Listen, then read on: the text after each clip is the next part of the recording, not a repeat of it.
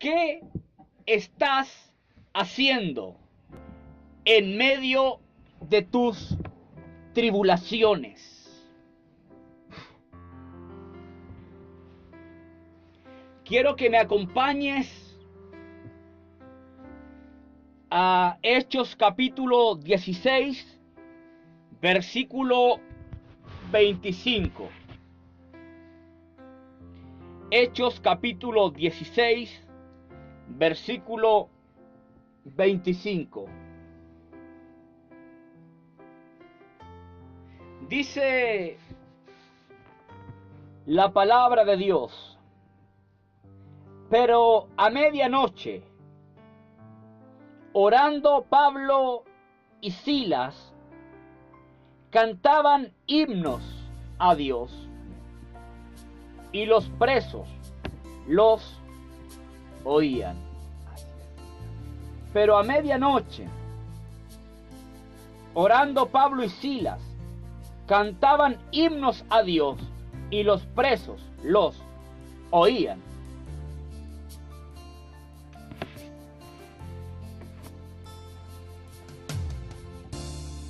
A modo de introducción, quiero decirles lo siguiente. Durante su carrera ministerial, el apóstol Pablo hizo 3 grandes viajes misioneros. En estos viajes ganó muchas almas para Cristo y levantó innumerables iglesias. En esta ocasión, Pablo se encuentra en su segundo viaje misionero junto a un colaborador, el cual tenía por nombre Silas. Ellos están visitando Filipos, la principal ciudad de Macedonia, y también era una colonia romana, es decir, un lugar poblado mayormente por romanos. Quiero detenerme aquí. Por un lado, vemos a un Pablo de autoridad o poder. Dice la Biblia en Hechos 19:11 que Dios hacía milagros extraordinarios por mano de Pablo, de tal manera que los paños o delantales que usaba eran usados para sanar y libertar a los endemoniados.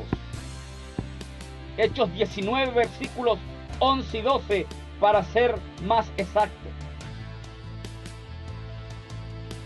Por un lado vemos a un Pablo de poder, a un Pablo de autoridad, a un hombre que era usado por Dios en la predicación del Evangelio, a un hombre que era usado por Dios para sanar a los enfermos, a un hombre que era usado por Dios para libertar a los endemoniados, a un hombre que era usado por Dios para derribar, entre comillas, aquellos gigantes de Satanás.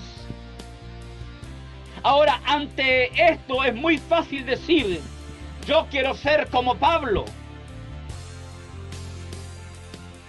Muchos dicen: me gustaría ser como Pablo,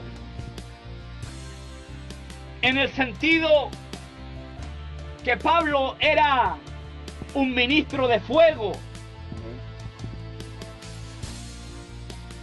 Pablo no peleaba con cualquier espada, peleaba con la espada del Espíritu, que es la palabra de Dios.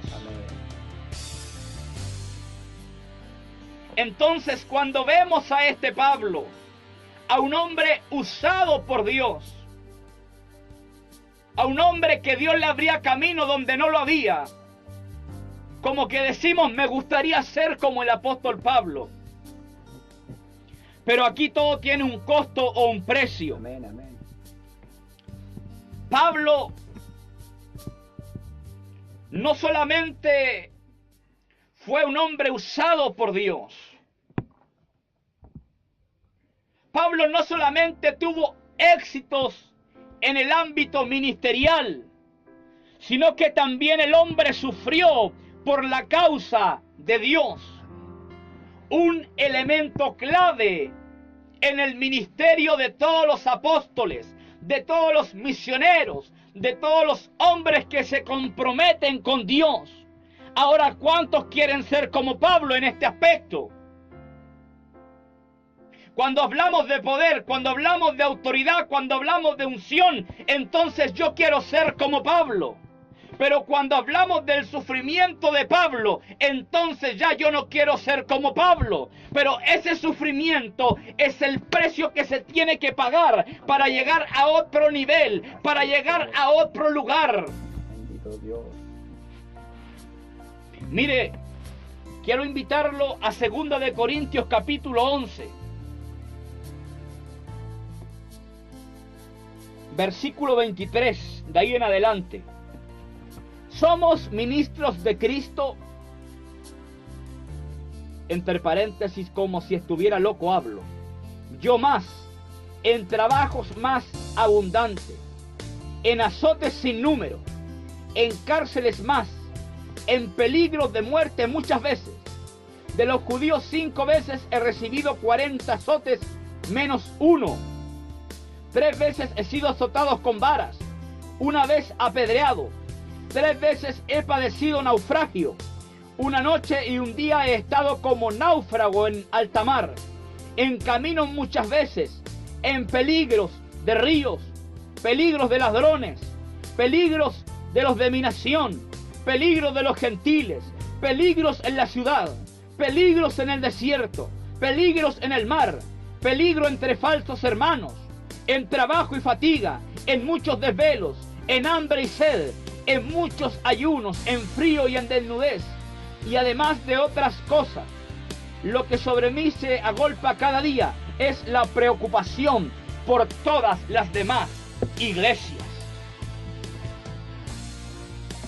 La Biblia no solamente nos presenta a un Pablo que es usado por Dios para tener que quebrantar el poder del diablo, sino que nos presenta a un Pablo atribulado,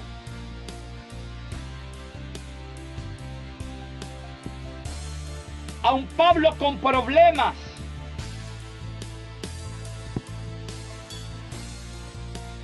a un Pablo que tuvo que vivir lo mismo que él le hizo a los cristianos de la primera iglesia.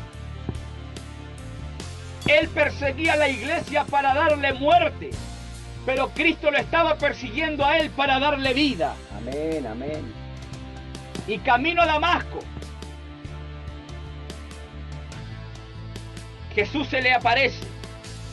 Él tuvo allí su encuentro con Jesús. Y desde ese día su vida fue completamente distinta. Los demás apóstoles desconfiaron de él. Los cristianos al principio desconfiaban de él porque, entre comillas, podía ser una especie de espía, de infiltrado.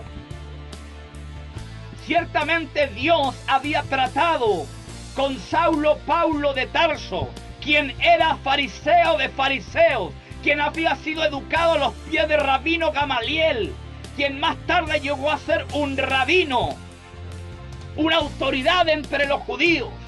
Pero ahora este hombre, camino a Damasco, cae en tierra. La Biblia no dice que cayó de un burro o de un caballo, simplemente dice que cayó en tierra y producto del resplandor de la luz quedó ciego. Bendito sea el Señor. Pero cuando, aleluya, la vista le fue vuelta, ya no era el mismo Pablo, ahora veía de otra manera. De eso te estoy hablando. De modo, si alguno está en Cristo, nueva criatura es. Las cosas viejas pasaron, he aquí son todas hechas nuevas. Bendito sea Dios para siempre. Este hombre no solo fue usado por Dios, sino que también fue quebrantado por Dios. Aleluya. Esa es la realidad de las cosas. Ningún hombre en esta tierra podrá ser usado para tener que quebrantar el poder del diablo si Dios a él no lo quebranta primero.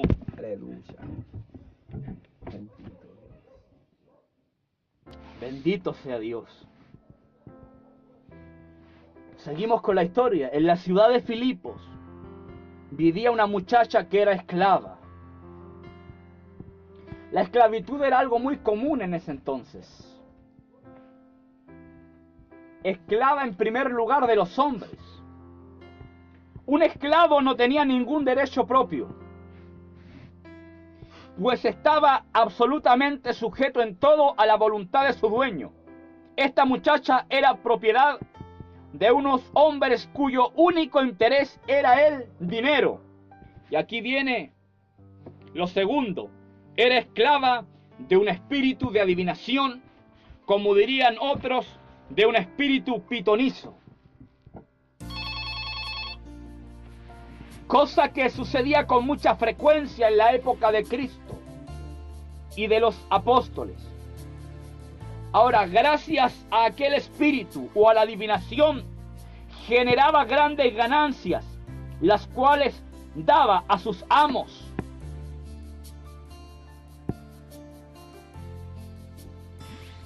En ella radicaba o vivía un espíritu de adivinación, el famoso espíritu pitonizo. Espíritu que se mueve en muchos tarotistas, en muchos brujos, en muchos sacerdotes satánicos. Y así podría dar varios nombres. ¿Y cuál es la finalidad? Generar dinero. No es otra cosa. Bien generan dinero para ellos o para alguien. Es verdad que algunos son más falsos que pistola de mariachi. Pero yo te quiero decir algo, en algunas personas de verdad opera lo que es la adivinación.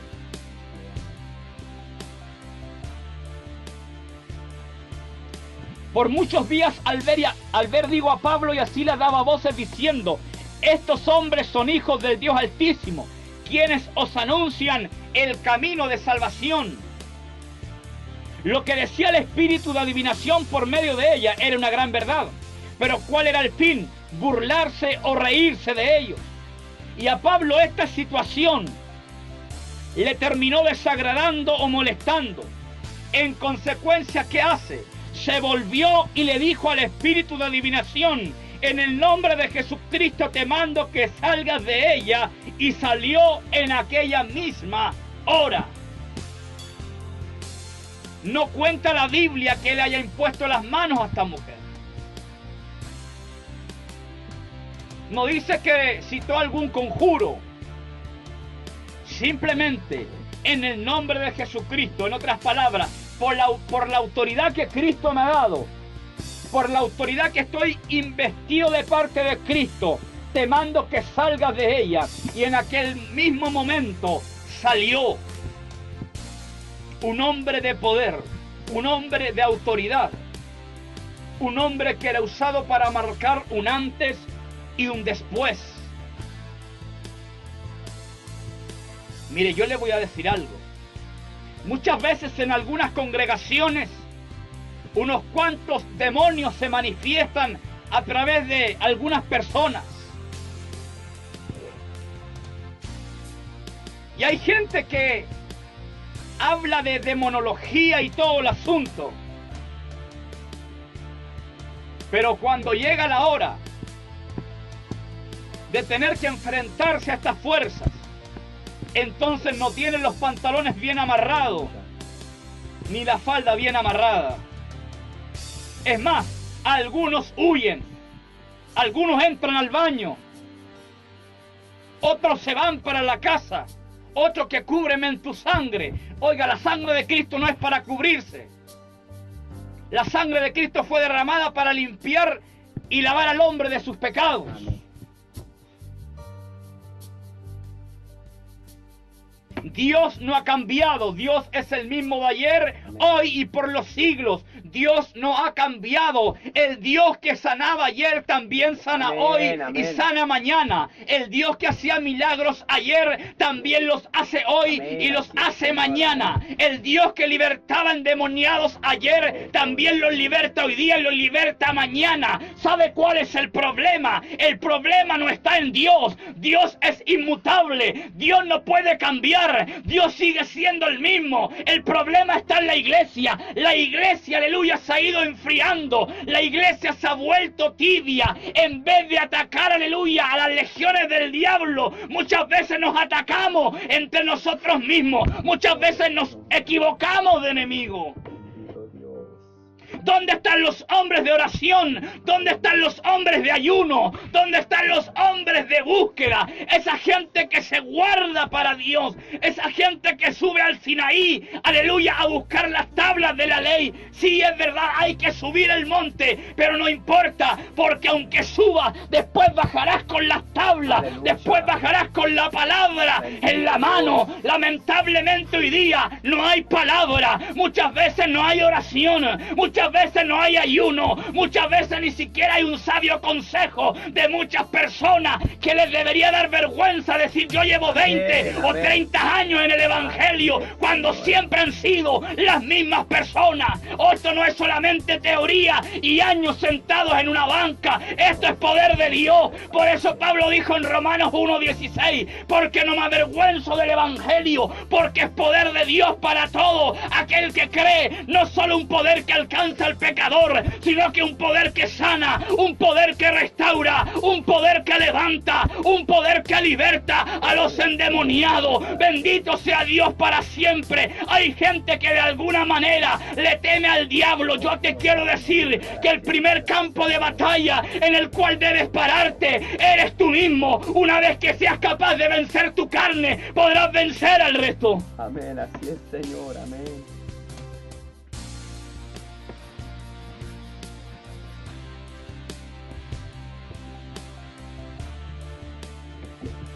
Gloria a Dios, Padre.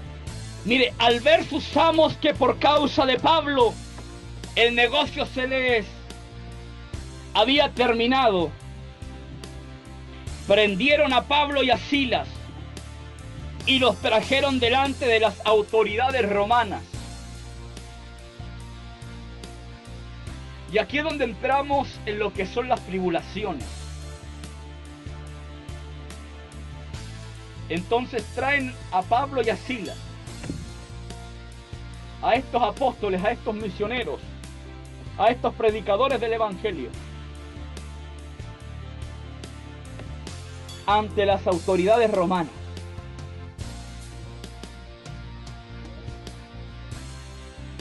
Ahora, mire, Pablo y Silas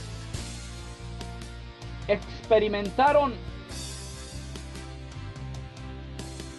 tribulaciones.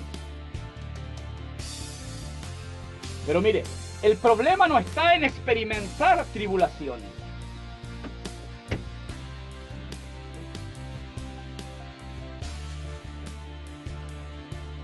El problema no está en experimentar tribulaciones. La pregunta es, ¿qué estás haciendo en medio de las tribulaciones? Primera tribulación, fueron acusados falsamente. Estos hombres no acusaron a Pablo y a Silas justamente porque sabían algo. Sabían que las autoridades romanas no le iban a dar ninguna importancia a lo ocurrido. Así que, ¿qué es lo que hacen? Inventan cargos. ¿Como cuáles? Alborotan nuestra ciudad. En pocas palabras, acusan a Pablo y a Silas de crear disturbios públicos. Una acusación que las autoridades debían tomar en serio. Ningún oficial civil podía tolerar un disturbio público.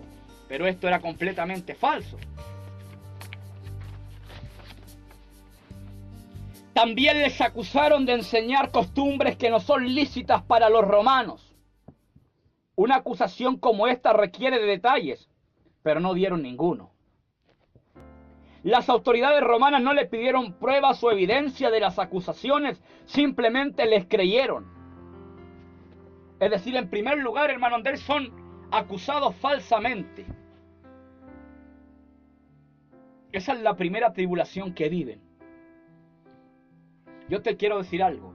Satanás es experto especialista, el number one, el mejor maestro en tener que acusarnos falsamente.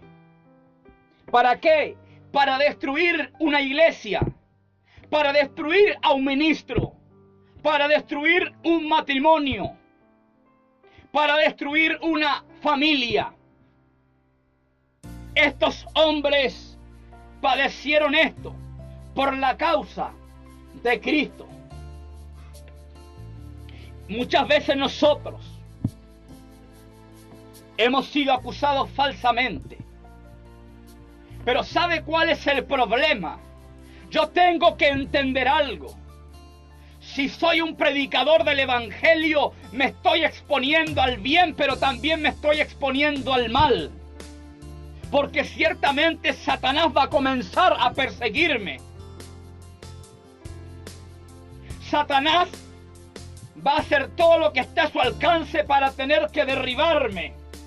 Cuando tú representas una amenaza en el reino de las tinieblas, el diablo comienza a tocar tu carne, comienza a tocar tu matrimonio, comienza a tocar esto y comienza a tocar esto otro. ¿Para qué? Para tirarte por tierra, para colocarte tras la reja y después cortarte la cabeza, como lo hicieron con Juan el Bautista.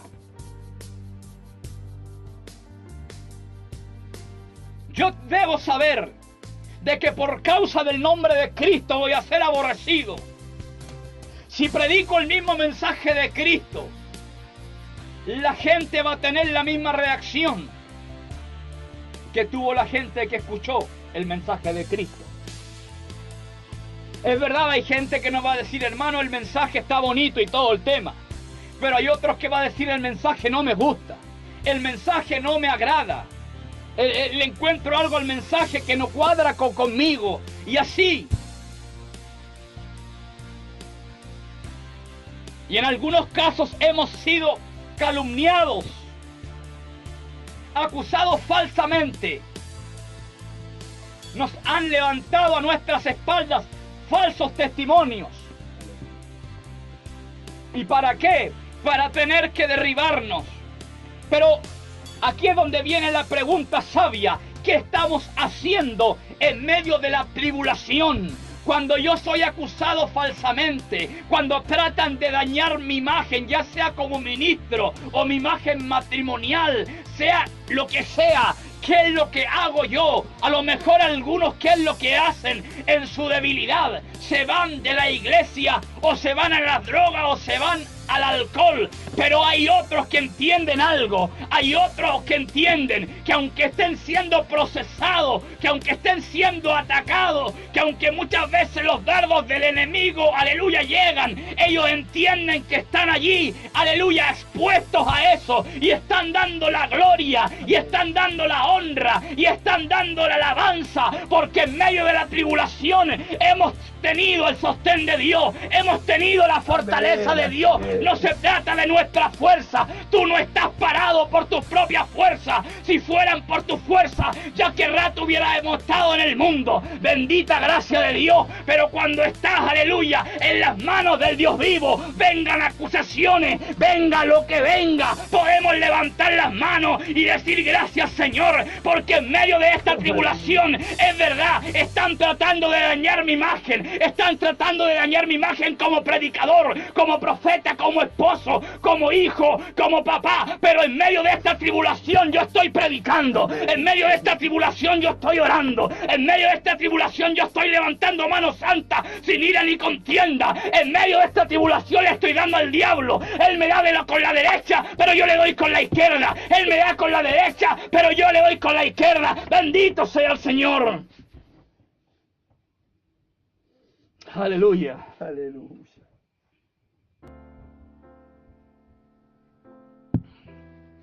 Segunda tribulación. Gloria a Dios.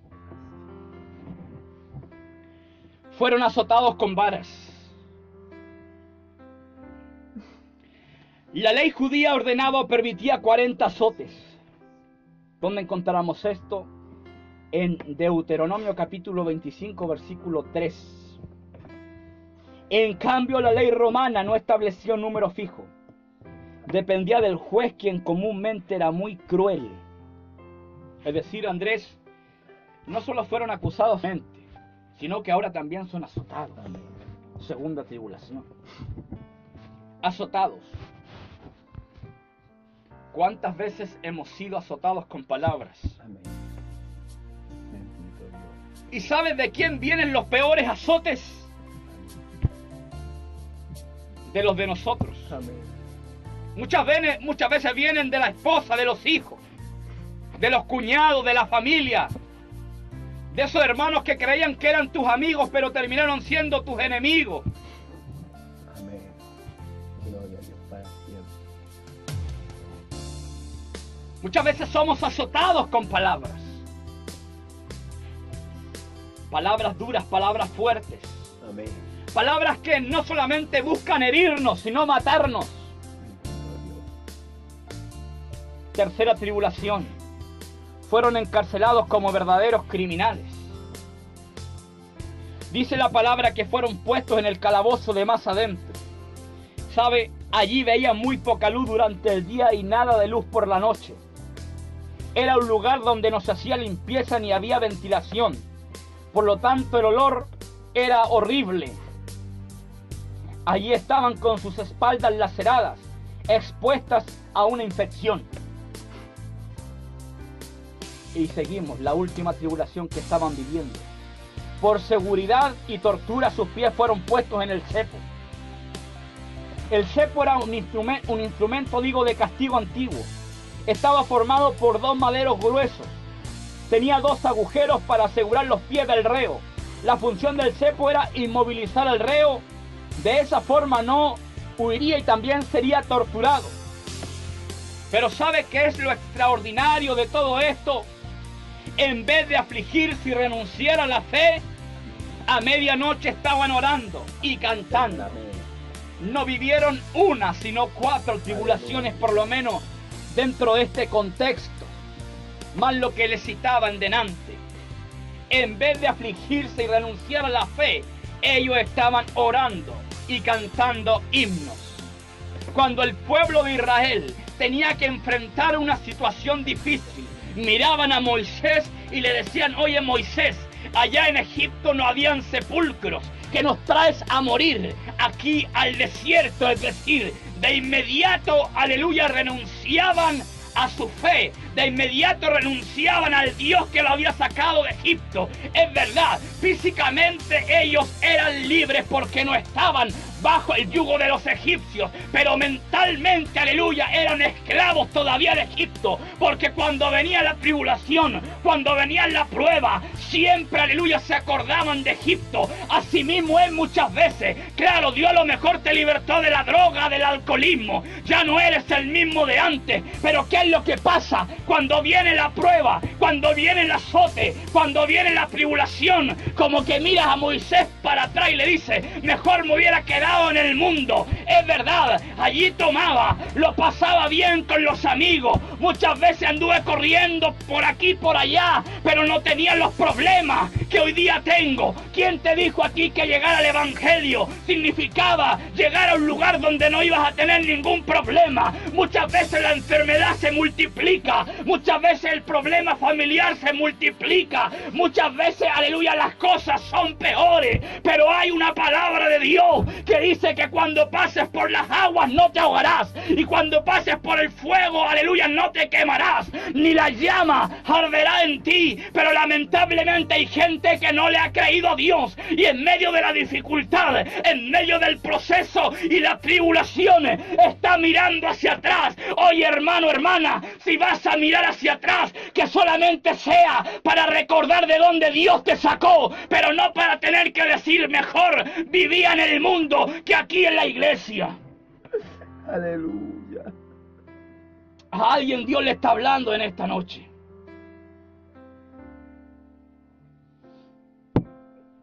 ¿Qué estás haciendo en medio de la tribulación? Mire, la iglesia pasará tribulaciones, pero no los 7 años de tribulación. Pero no voy a entrar aquí en un tema escatológico. Mire, un día un hombre le preguntó al evangelista estadounidense Moody lo siguiente: ¿cómo explica usted el hecho de que Mahoma comenzara su labor 600 años después de Cristo y que ahora existan más mahometanos que cristianos? Moody le respondió lo siguiente: un hombre puede ser discípulo de Mahoma sin tener que negarse, sin tener que llevar ninguna cruz.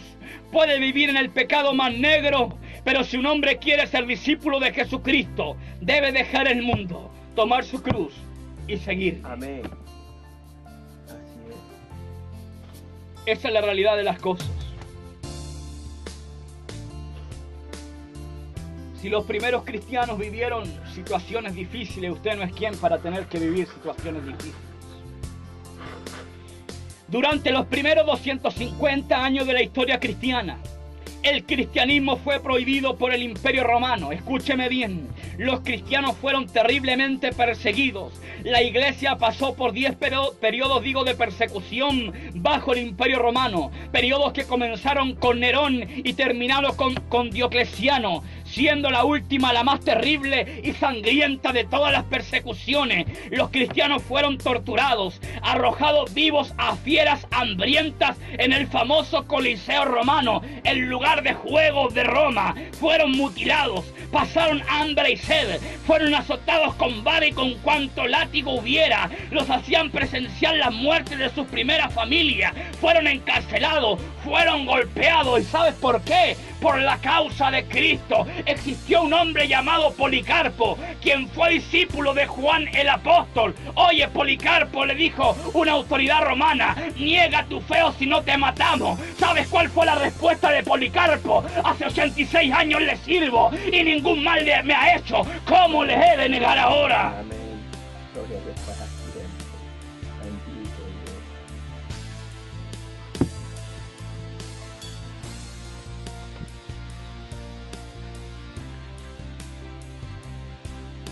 Estamos llamados a cargar o llevar una cruz. Mire, por cruz es fácil entender una enfermedad, un esposo inconverso, una vida miserable, una traición. Muchos dicen: esa es la cruz que tengo que llevar. Tal interpretación no es lo que Jesús quiso decir cuando habló de llevar la cruz. Escúcheme bien. En el primer siglo, la cruz significaba solamente una cosa: el lugar donde iba a morir el condenado. La cruz era símbolo del sufrimiento y la muerte física. Claro, después de 2000 años, los cristianos vemos la cruz como un símbolo, cierto, de amor y perdón por el sacrificio de Cristo. Pero en ese entonces, llevar la cruz significaba estar dispuesto a sufrir y morir por Jesús. Jesús sufrió maltrato físico y psicológico. Los 4 evangelios presentan de forma muy clara y sólida el sufrimiento de Jesús.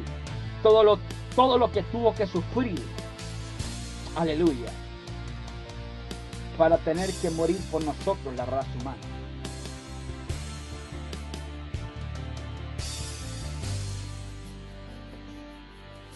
Estamos llamados a padecer no por nuestra causa, sino por la causa de Cristo.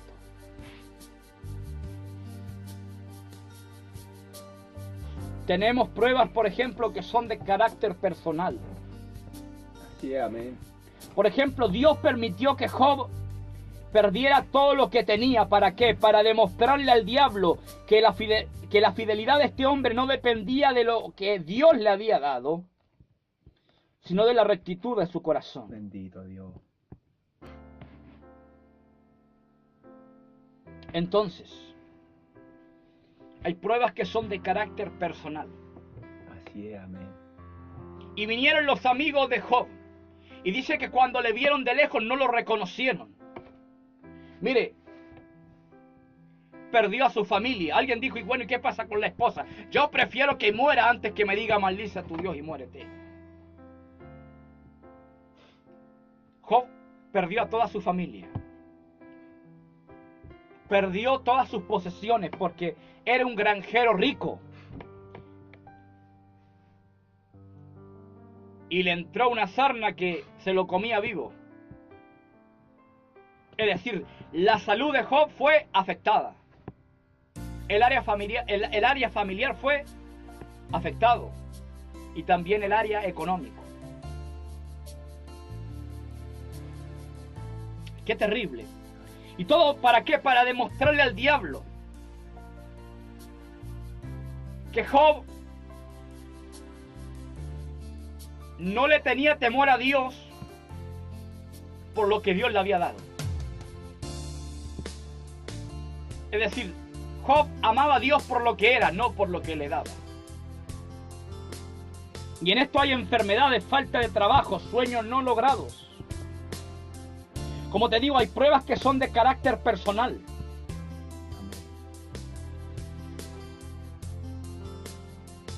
Muchas veces Dios permite. Simón, Simón, Satanás os ha pedido para zarandearos como a trigo. Pero yo he rogado por ti que tu fe no falle. Amén. Así es. Simón, Simón. Muchas veces Dios permite que Satanás toque tu salud. Muchas veces Dios permite que Satanás toque tu economía. O que toque algo que tú amas bastante. Y mira, la Biblia nunca enseña que Job haya sido un hombre malo o maldito. Él tenía cualidades que cuestan encontrar en un hombre hoy día. Dice la palabra que el hombre era perfecto, recto, temeroso de Dios y apartado del mal. Alguien por ahí le dijo a Elifaz, bueno, acepta la corrección del Todopoderoso. En ninguna parte la Biblia enseña que Dios estaba castigando a Job.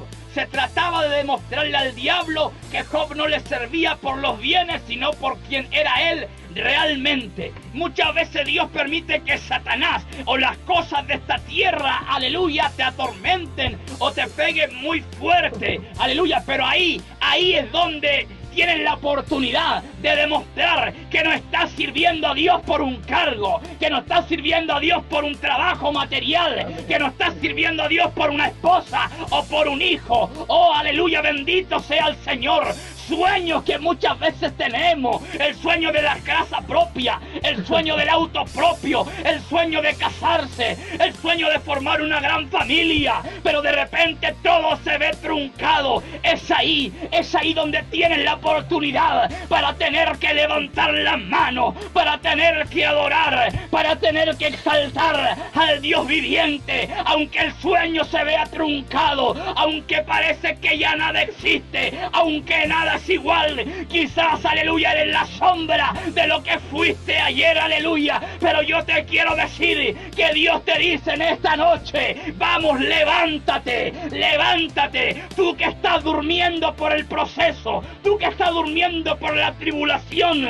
Alguien un día me dijo, son 6 meses donde no predico. ¿Por qué? Porque me detectaron un cáncer. Bendito sea Dios para siempre. Yo no estoy diciendo que un cáncer es cosa fácil, más bien cuando te lo detectan en fase 4 o 5, pero yo te quiero decir algo, en medio de ese cáncer, en medio de esa enfermedad, en medio de esa tribulación, debes adorar igual, debes cantar igual, debes orar igual. Hermano querido, usted no se confunda, usted no sabe por lo que yo he pasado y estoy pasando, pero aún así, por la gracia de Dios, estamos predicando la palabra detrás de este micrófono. Estemos enfermos o no estemos enfermos, aquí estamos. Estén bien las cosas o no, aquí estamos. Amén, aleluya. Amén. Bendito sea Dios para siempre. Pero no se trata de mi fuerza, se trata de la fuerza de Dios. Deja que Dios te abrace en esta noche. Deja que Dios te levante en esta noche.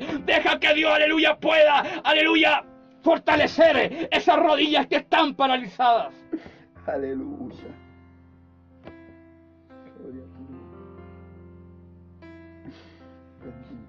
Yo te quiero decir algo. Una cosa es que Dios nos lleva al desierto, pero otra cosa es meternos solos en el desierto. Así es, amén. Como que a algunos se les fue el gozo. Así es, verdad. Gran verdad, Señor. Mire, una cosa es que Dios nos lleva al desierto. Es decir, Una cosa es que Dios use o permita circunstancias para algo, no sé. Pero otra cosa es que yo busque problemas, hermano. Mira, yo te voy a decir algo. Y mira, agárrate de esta palabra con toda tu fuerza. Los grandes milagros, Israel no los vio en Egipto. Tampoco los vio en Canaán. Los vio en el desierto. Así es, amén. Es verdad, en el desierto la temperatura es bastante alta. Así es, Señor, amén. Nos quemamos las plantas de los pies.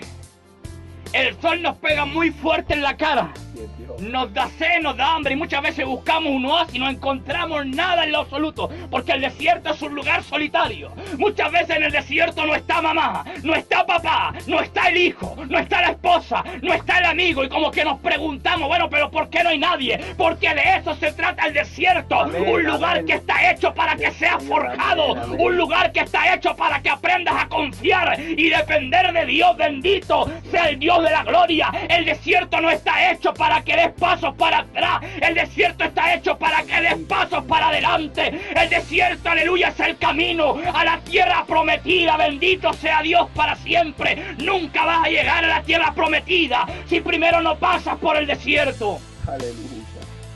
Bendito Dios. Pero yo te quiero decir algo. Cuando tú solo te metes al desierto, entonces el maná no desciende, las codornices no descienden. Puedes pescar a palos si quieres la roca, pero no va a salir agua de la roca. El mar no se va a abrir. Nada milagroso va a ocurrir en el desierto. ¿Sabes por qué? Porque te metiste solo en problemas. Pero sabes, te digo algo. Cuando Dios te mete en el desierto, le golpeas, aleluya, o le hablas a la roca y de ahí sale agua. El mar de alguna manera se abre. Dios te alimenta con maná. Dios te alimenta con codornices. Comienzan a ocurrir cosas extraordinarias en el ambiente espiritual. A lo mejor físicamente no estamos empobreciendo o no estamos viendo nada, pero en la vida espiritual, en el ámbito espiritual, existe una fortaleza que no existía antes. Amén. Existe un poder que no existía antes. Existe un crecimiento que no existía antes. No me digas que no es necesario el desierto. Oh, aleluya. Pero no te metas solo al desierto. Mire, somos libres para tomar decisiones, pero somos prisioneros de las consecuencias de las decisiones que tomamos. Mire, cuando Dios te mete al desierto, tú puedes tener la seguridad que Él te va a sustentar en el desierto. Es verdad, mira, hay desiertos que son muy, pero muy complicados. Hace cerca de un año ya,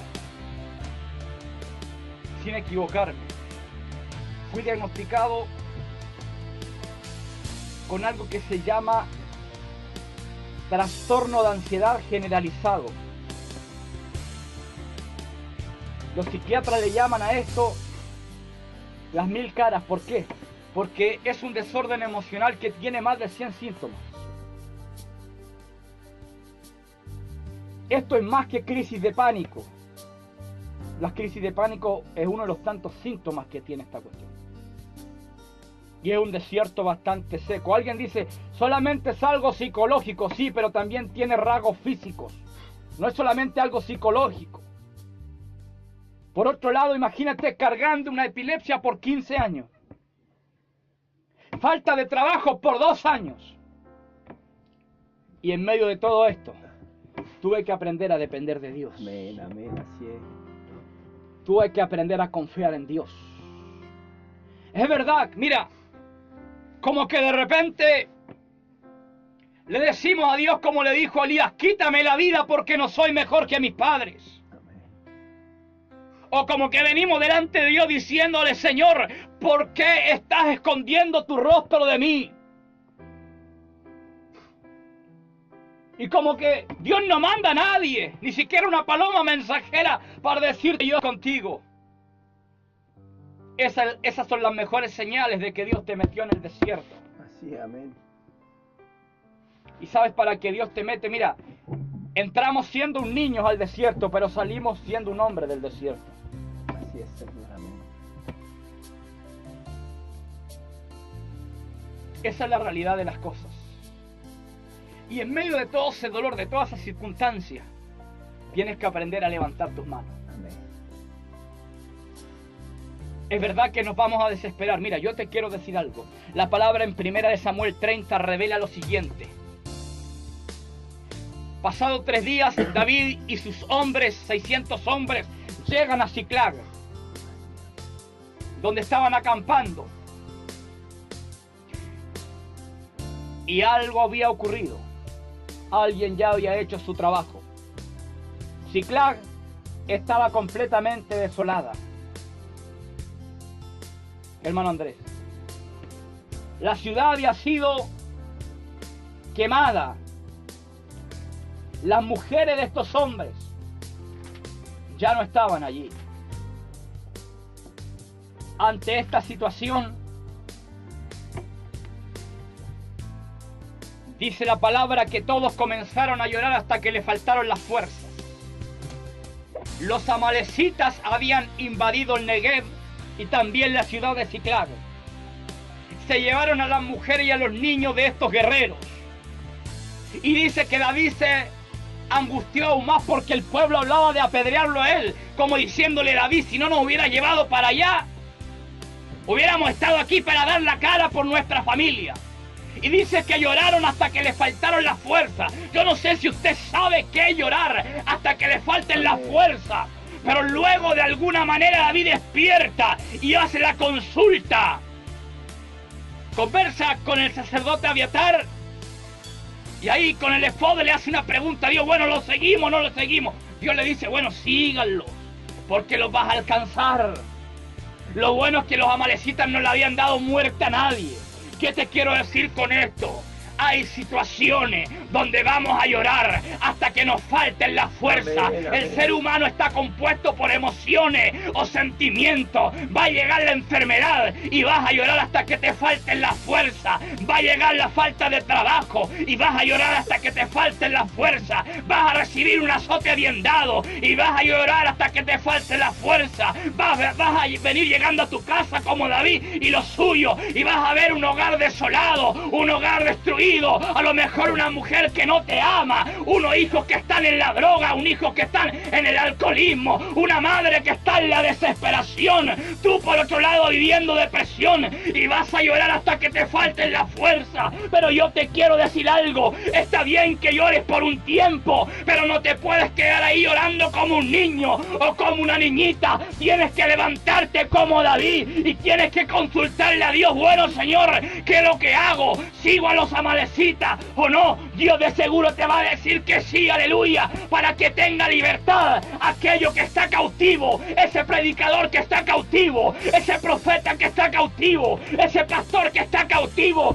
ese hombre de Dios que está cautivo, tiene que ser libre. Hermano, yo te entiendo. A lo mejor estás llorando por la partida de alguien, a lo mejor estás llorando porque te expulsaron de una iglesia, pero yo te quiero decir lo siguiente: ya no sigas llorando. Deja que Dios en esta noche te seque las lágrimas y vamos y levántate y ve tras los amalecitas, porque Dios te va a dar la victoria. Si crees que lo viste todo, yo te quiero decir que no has visto nada. La gloria postrera será mayor que la primera. A alguien Dios le está hablando en esta noche. Oh, Samake, Imaso, que nada más. Aleluya. En primer lugar, la prueba determina nuestra fe o en qué lugar tenemos edificada nuestra casa. Amén, así es, Señor. No, si yo tengo mi casa edificada sobre la roca, claro, cuando no te ha pasado nada, todos tenemos nuestra casa edificada sobre la Sí, roca. Señor, amén. Cualquiera. Y en segundo lugar, es un proceso de purificación. ¿De qué me está hablando, hermano? Una vez que el oro, por ejemplo, es sacado del lugar en el que está, es sometido a un proceso de purificación. Es colocado a altas temperaturas para ser fundido. Y de esa forma son quemadas sus impurezas. ¿Qué te quiero decir con esto? Las tribulaciones están hechas para quitar nuestras impurezas. Amén. Como el orgullo. En ellas aprendemos a perseverar en la fe. Oiga, esto no se trata de tener fe, se trata de perseverar en la fe. Amén, amén. En la paciencia. Buscamos más a Dios ya que nos sentimos débiles. Y necesitamos la ayuda de alguien fuerte. Amén. El pueblo de Israel ante la dificultad siempre miraba hacia atrás diciendo: ¿por qué no hiciste subir de Egipto para morir en el desierto? Quejándose siempre. Y por último, mira, ya son las 11:25. ¿Cómo pasó el tiempo? No nos dimos ni cuenta. Amén, amén. Créame que no me di ni cuenta. Orar y alabar a Dios en medio de las tribulaciones puede alcanzar a otros para Jesús. Hacer lo contrario puede alejarlos aún más del Así es, Señor. amén. Amén. Y te quiero contar el testimonio de un siervo. Bendito Dios. Mira, este pastor todos los días le predicaba el evangelio a unos vecinos que tenía, los cuales eran musulmanes. Es decir, ellos creían en el Corán. El fundador de la religión islámica tiene por nombre Mohamed o Mahoma al español. Y este pastor todos los días le predicaba. Y él tenía un hijo. Y este hijo se graduó de abogado. Pero al segundo día de graduarse, el hijo de este pastor muere en un accidente automovilístico. Un hecho muy lamentable. Esta no es una palabra de reflexión, es una realidad, hermano. Aunque habían distintas religiones, distintas creencias, pero de alguna manera tenían en común la vecindad. Y este pastor ya estaba velando a su hijo dentro de su propio templo. Y por ahí aparecen los vecinos musulmanes. Pero ¿sabes qué? Este pastor no estaba llorando. Este pastor no estaba como lo está un derrotado. Este pastor no estaba lamentándose ni se estaba quejando contra Dios.